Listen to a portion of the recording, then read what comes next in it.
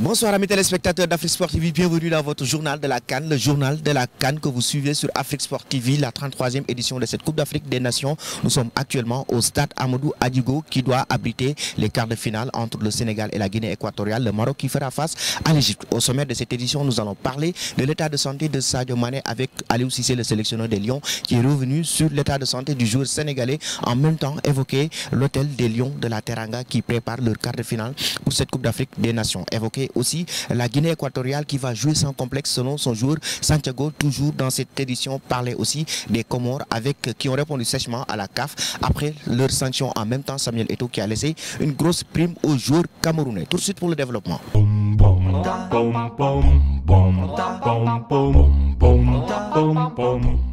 Bienvenue dans cette édition que nous allons démarrer, chers amis téléspectateurs d'Afrique Sport TV, avec l'état de santé de Sadio Mané et Aliou Cissé qui a répondu en conférence de presse d'avant-match pour expliquer que Sadio Mané pourra bel et bien disputer cette rencontre. Il y avait eu carrément des hésitations concernant le joueur de Liverpool après la rencontre face au Cap-Vert. Il était blessé et sorti au cours de la rencontre, mais selon Aliou Cissé, Sadio Mané pourra disputer cette rencontre. Allons voir sa réaction.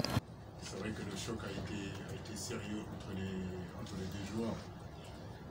C'est un sportif de haut niveau qui connaît très bien son corps. Maintenant, on va voir la séance de cet après-midi pour voir comment ça va se passer. En tout cas, hier, la séance qu'il a fait, ça s'est plutôt bien passé, c'est rassurant. Nous espérons le récupérer en tout cas pour le match. Et nous abordons, chers amis téléspectateurs d'Afrique Sport TV, notre deuxième point. Il s'agit de l'hôtel des Lions de la Teranga. Énormément de polémiques. Un hôtel Djega Palace qui se situe à Yaoundé. Un hôtel avec des boîtes de nuit. Un hôtel avec des salles de jeu. Un hôtel très fréquenté par le public extérieur. Raison pour laquelle certains joueurs ont même du mal à dormir dans cet hôtel. Il y a eu des joueurs qui ont été gênés par les moustiques, à savoir le problème de climatisation.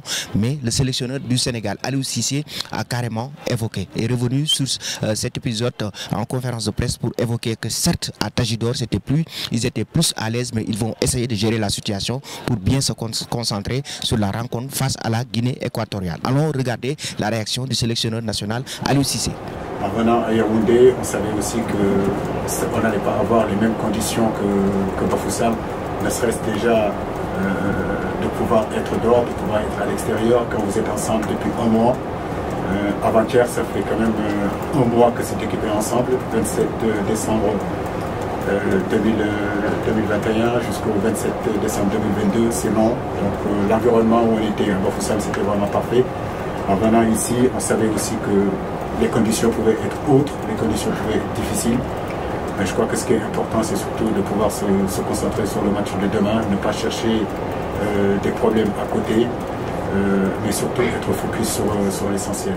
Et nous allons toujours poursuivre avec cette rencontre entre le Sénégal et la Guinée équatoriale pour le compte de ces quarts de finale de cette Coupe d'Afrique des Nations. Cette fois-ci, il s'agit de Santiago qui est le joueur Bissau équato-guinéen qui est revenu sur cette rencontre et estime que leur équipe nationale va jouer sans complexe face au Sénégal qui est certes favori avec de grands joueurs comme Sadio Mané, Gana Gueye, Edouard Mendy, mais eux, ils vont venir jouer sans complexe, que ce soit avec des cas Covid ou pas. L'essentiel est que c'est 11 joueurs qui feront face à 11 hommes et ils vont jouer sans complexe avec cette équipe sénégalaise. Allons voir la réaction de Santiago.